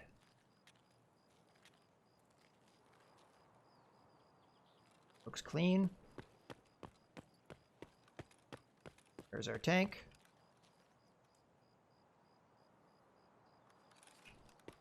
Go hide. So the important part is you live until this timer runs out. If you die, then the marker that I just spent 15 grand on is gone. Once it's placed, I think it is there and you don't have to do this objective again, but we're just going to try and do them all today, just to be on the safe side. The lunchbox will really help because we have a lot of walking ahead of ourselves. Okay, it's done. What I am going to do Let's think about putting something in my lockbox. I'm gonna take the Plex because that's something I'm trying to do. I have another quest that I know there's a dude that's trading the thing that I need for Plex. Now I'm trying to think about how we want to go. Do we just go back the way we came and have to walk all that yet again? It's probably the fastest way to the north.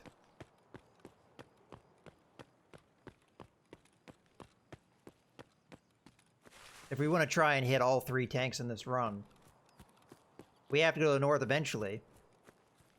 And the other one's far on the other side of the map. It's on the east side. We're currently on the west side of the map, so yeah. We got some walking to do.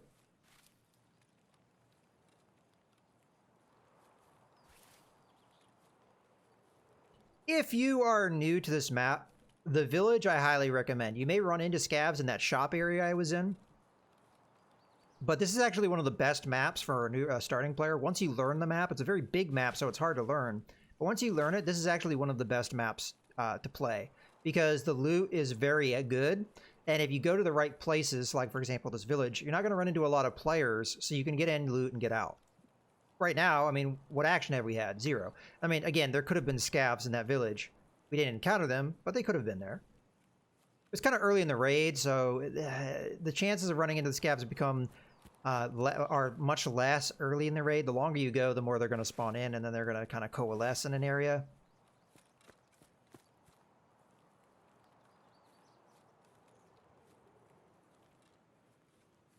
And you're nearby other good loot locations in the village. You can hit what I call Scav Island. There's this little island off by the tunnel extract. There's a couple medical bags in there, so if you're trying to do your Saloa quest, which is one of the first ones with the therapist, that's a good place to check. It's a lot safer than the resort. The resort has more chances of getting you a Saloa, but it's also way more dangerous. There's 2 medical bags. There is 2 weapon crates, and then there's a couple boxes full of other barter items. So it's a lot of loot in one location. There can be 2 to 3 scavs on the island. That's why it's called Scav Island by the people I play with. But it's usually not that bad. You can usually snipe the scavs from a distance if you can see them. The only problem you have with Scav Island is there's only one way on and off the island. So people can trap you there if you run into other players. So you do have to be careful in that location, but it's really close to the village. So you can hit up the village, loot that up, and then go to, if you still have room for stuff or you need the stuff that's at the Scav Island, it's really close by.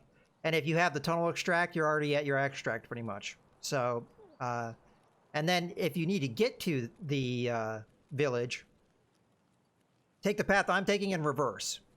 So go to the north from where you are, and then just ride along the wall. Is what I would say. So if you're trying to learn Shoreline, that's what I suggest you do. Oh, we got strength skill. Do I have more stuff? I have more stuff than my normal carrying capacity, which is going to upgrade my strength skill if I run. Lovely. Didn't do that on purpose, but I'll take it.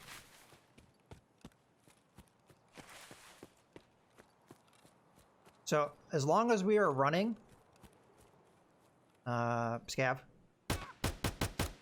I was about to say I should slow down because scavs can spawn here. See this crate area?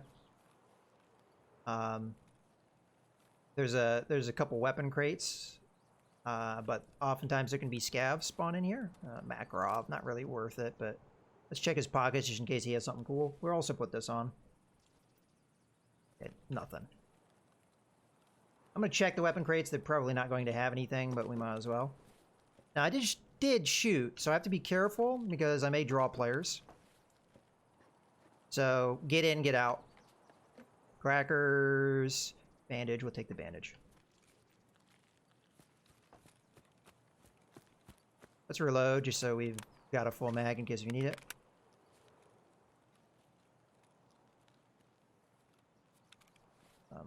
Really quickly top that off. Yeah.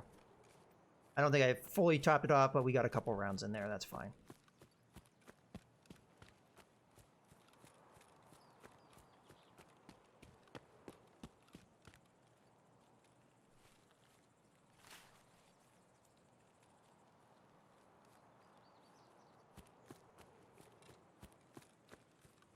Now, if I find a better pistol, I'm going to drop the Makarov, but I might as well pick it up because you've got a holster slot.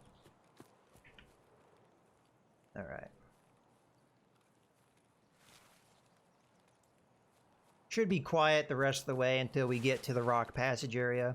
That place is going to be dangerous, especially if there's another player trying to extract. So I have to be careful. I also may run into a player coming this way. But otherwise, I don't think we're going to really run into scavs.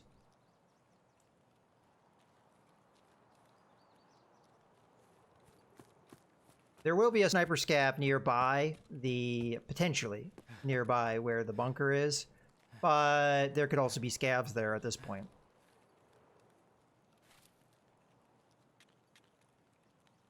So I'm just gonna have to keep my eyes peeled.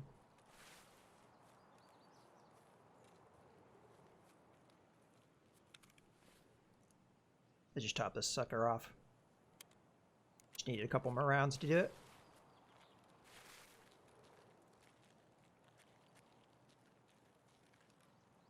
Yeah, I believe that's the rock that can have the sniper. I don't see one.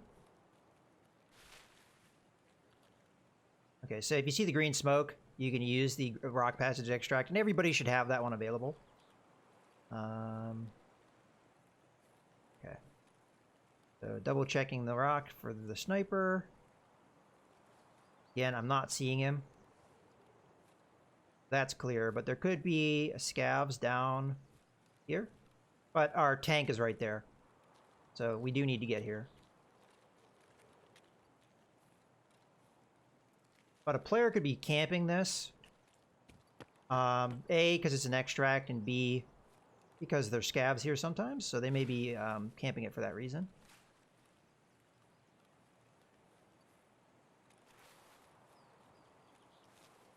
Let's go ahead and plant this and then run away.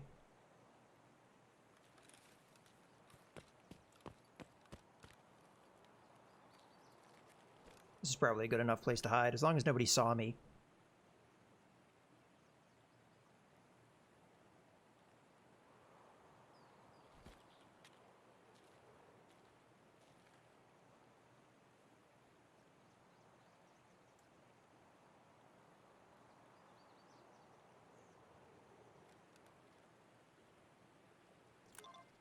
Okay. That's our second one. I am going to cross here. You have to cross the river somewhere, and we're already at this crossing point, so we're going to take it. I have to be careful, though, because there could be a scav on my left. I didn't really check that area. It looks good.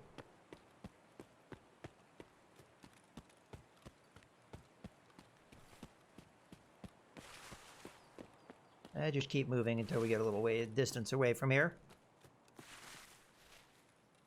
Okay. So that's 2 down, 1 more to go.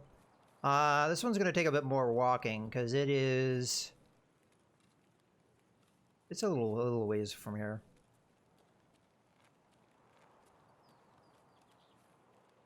And again, I have to be careful, because I could run into a player coming this way, trying to get to that extract. On the plus side, our extract road to customs is kind of on, I mean, it's on the side, kind of on the way.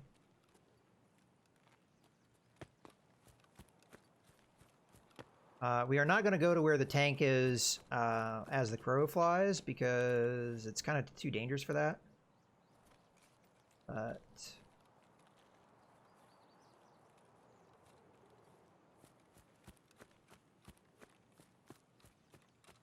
this one I'm going to have a little harder time finding, too, because I usually don't hang out as much on this side of the map. I have a rough idea where it is.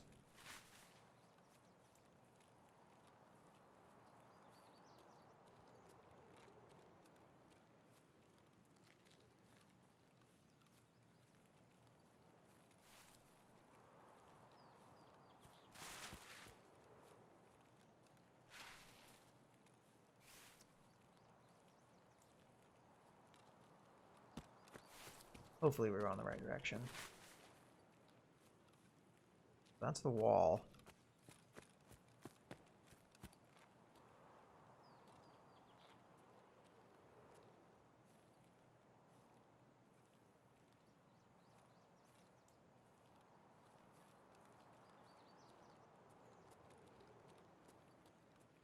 I know it's on a path. Like, there's a bridge, and the tank is hanging off the bridge. I think it's still further to the south. But I do want to come up on this hill here, because there's a house that has some pretty good loot in it.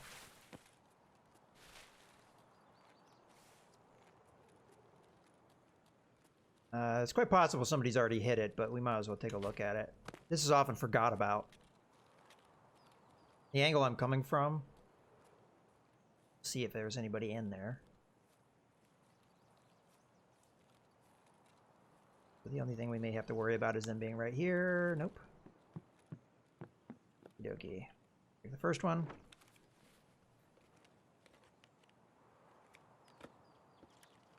Junk. That's alright, I guess. Alright, we just found ourselves a better pistol. So we're gonna grab that. I'll go ahead and take that. Okay, next.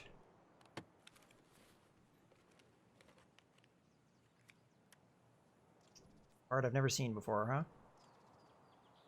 What is this for?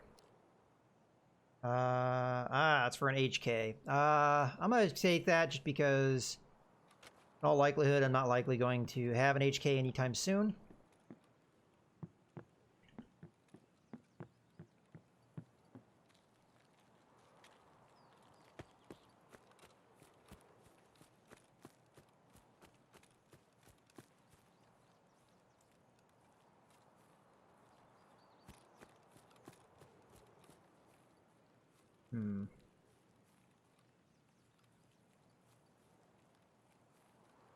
I hope I don't spend too much time trying to find this place. I know it's near the resort. I feel like it's further south of here. How's my hydration doing? Go ahead and eat one of these. Not gonna give me a ton of hydration, but it'll give me something. Okay, I think I see a road up ahead. That might be where we need to go. Really certain it's on a road.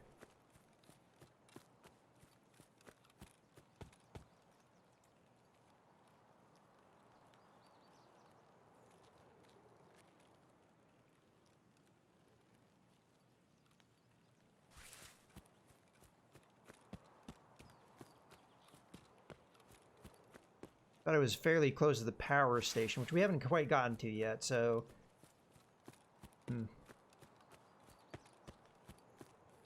There's the weather station, which we don't want to go to.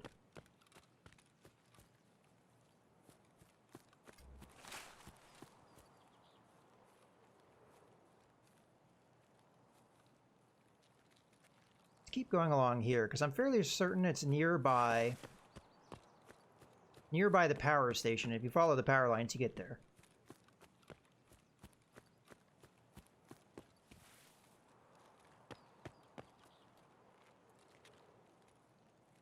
There should be like this big ravine that a bridge crosses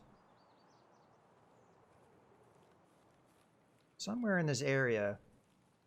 And that's where the tank is. But again, I don't know this area as well. I've been down that bridge multiple times. Shoot. We're going to be wandering around for a little while. I apologize, guy. Okay, so there's the power station right there. I feel like it's this ravine. We just need to follow it down this way a bit.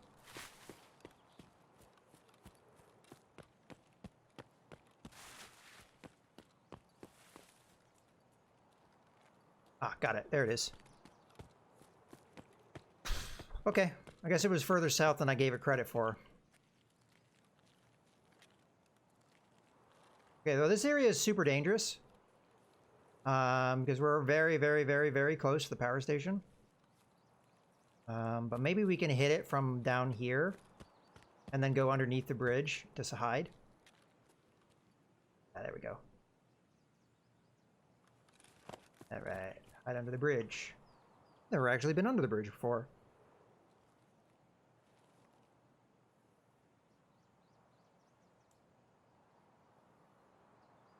I might take a look at the power station, see if we've got a couple of scavs we can maybe snipe. Although that will be dangerous to do. I feel like if we've only killed one scav, we should get something done here. We've got some good loot, though.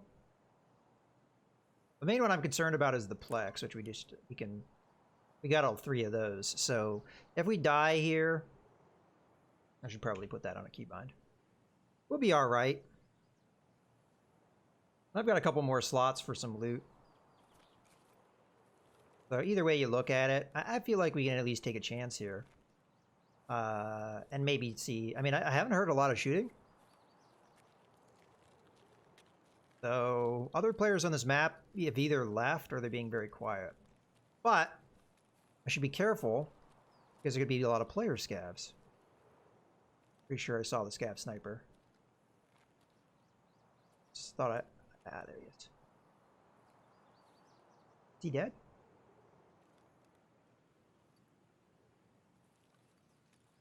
I feel like the scav sniper's already dead. That's worrying because I've not heard any gunshots this whole raid. Maybe with somebody with a suppressed weapon. What we'll do is we'll get a little closer so I can get a better look at that. We may risk the scav sniper if he's still alive seeing us. I thought I saw movement up there though.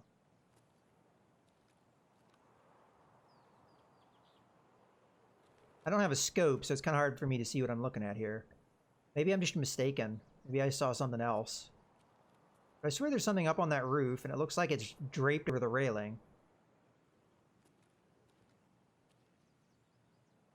Unless he's on the other side of the building. I could have swore I saw a guy on there, and he was walking around.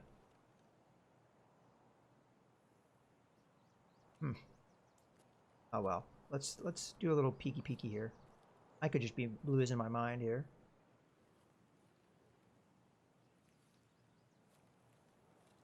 Okay, there's a dude. He already left, though.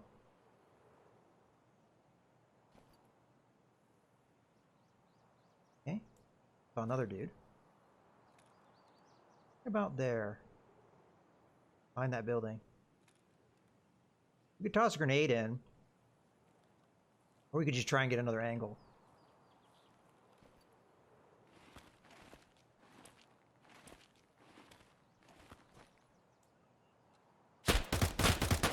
I'm on full auto. I don't know how I got on full auto. Oh, that's right. Grenade. Hopefully that made it. Another grenade.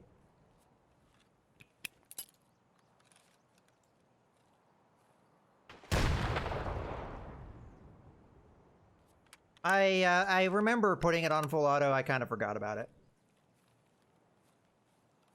I don't know if I hit him at all, because the full auto. I don't feel like my spread was too much. Those grenades look good, though. Now we can put it on full auto, I think. I'm going to take a little bit of risk here and repack my mag.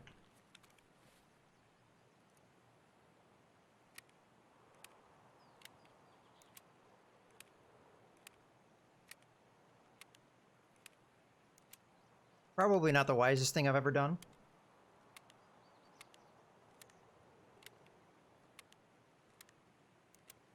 Okay. So we got 3 full mags here.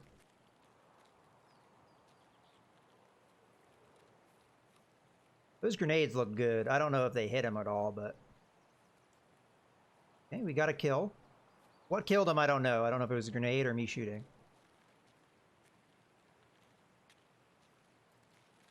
I think there was another dude here, though, so I'm going to take this easy. Nice and easy. We really shouldn't linger in this spot, because player scavs or our players may come running because they heard all that shooting and fighting. But we're going to wrap around here to a different angle, see if we can see a dude.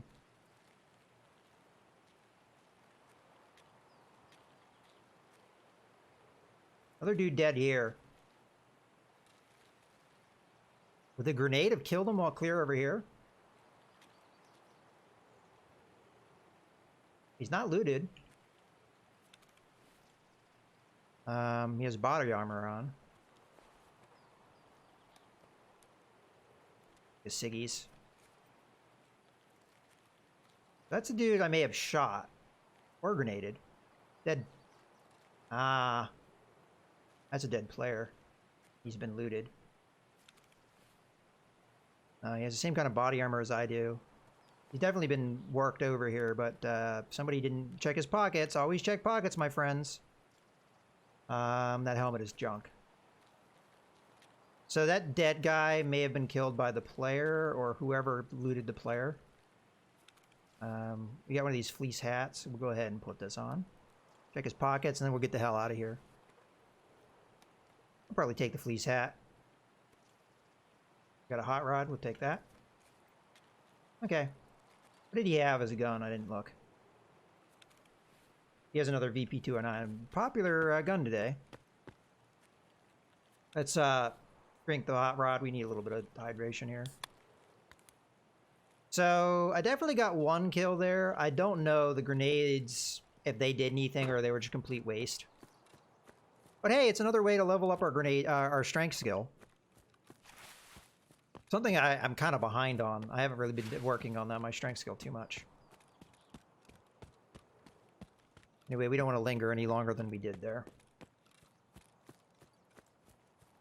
Okay, take it off full auto. Thank you. We're also going to run a lot here because I'd like to get the strength skill up by doing that. Because we're over our weight limit. Just barely, but it counts.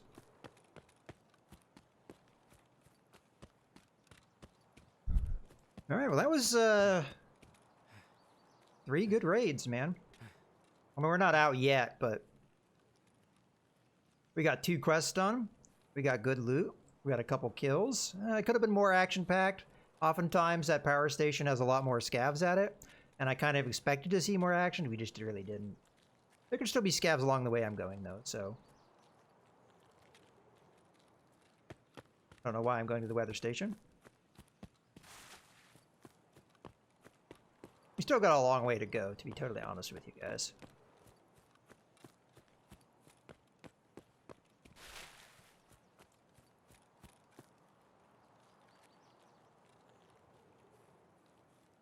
Then again, I criticize that guy for not checking the pockets. It's possible he did. He just didn't have room for whatever that was that we picked up. Might not have been that good of an item. I didn't really even look at it.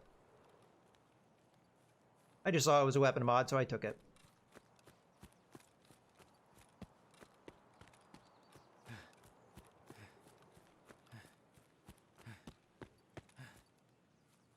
Alright, we're out of stamina.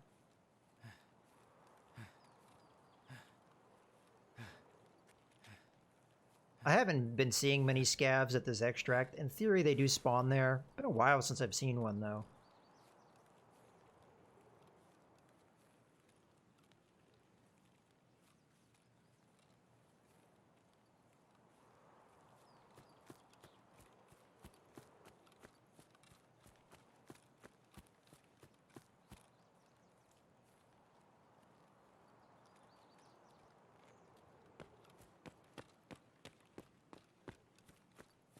Now, arguably, maybe I should have picked up that dude's armor. I know it was beat up, so that's kind of why I didn't pick it up, but it is good armor. It's level 4.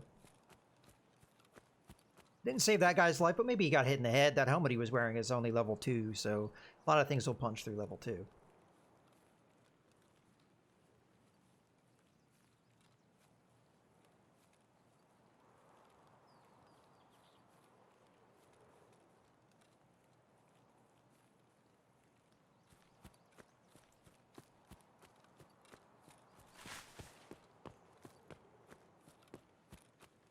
Okay, here's our extract. I'm kind of coming at it at a dumb angle because I can't really see the road. So if there's a scav there, I won't really know until I'm right on top of him.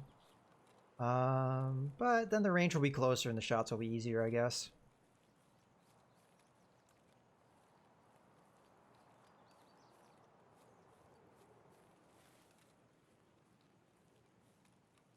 Yeah, I don't see a scav here.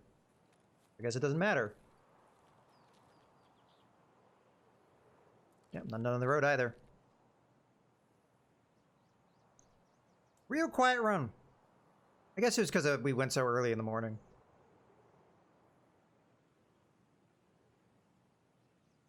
There were clearly a couple players, but it looks like they went to the power station, fought it out. I thought I remember hearing a... Yeah. Did I hear a lot of action on this map or not? I just don't remember. I thought I heard a grenade toss at some point, but I didn't remember hearing a lot of gunshots, but I could have just been mistaken. We killed him with a grenade! Yay! Awesome. So that was my second grenade toss, I think. I don't actually know which order it threw them in. But one of my grenades killed the dude. So that's nice. Not every day you get a grenade kill. All right. There's other action that we did. We did a fair amount of damage. That could have been the grenade, though, that did a lot of that.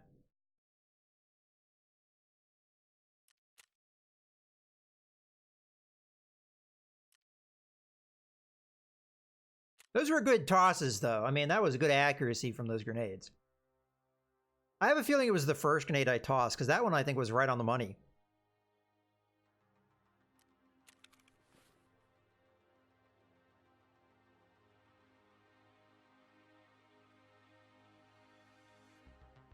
Okay, guys. Well, that's probably going to be it for Tarkov today. I have a lot of loot cleanup to do here, and I had a lot more loot management than I would have liked this time. We only got a few runs done within the 2-hour stream. But they were nice, successful streams. We made it out and in and all of our raids. So that's good. Some good survival rate today. And I'm pretty happy with that. We got 2 quests done, which I'm also happy to see. What did we end up getting here? Ah, okay. 7.62 by 39 muzzle brake. It's a pretty good one, too, so that's a good pickup. I don't think it's the best one, but I'd actually have to check that. I don't have an AKM series rifle at the moment, and I'm fairly certain the AK-103, although it does shoot 7.62 by 39, it's not the same. We could double check that. Not the same attachment. So I don't have any AKMs or anything like that on me at the moment. And I guess an AKM VPO VPO doesn't count because it's 366. I always sell these for a couple different reasons. First off, I don't know if I'm that big of a fan of the 366, but the biggest reason why I sell these is because it's very easy to get confused with this and the 136 or an AKM or something like that, because they use the same mags. So if you accidentally load up a mag with 366 and you load it into your Vepr 136 or your AKM or what have you, you've got a situation on your hands because it's the wrong ammo type, and you won't know that until you do the reload. So just to avoid the confusion, I always sell these. I do not keep them on hand. If you're absolutely desperate for weapons, it's the only weapon you have, fine, run with it. But in my opinion, you're better off just selling them.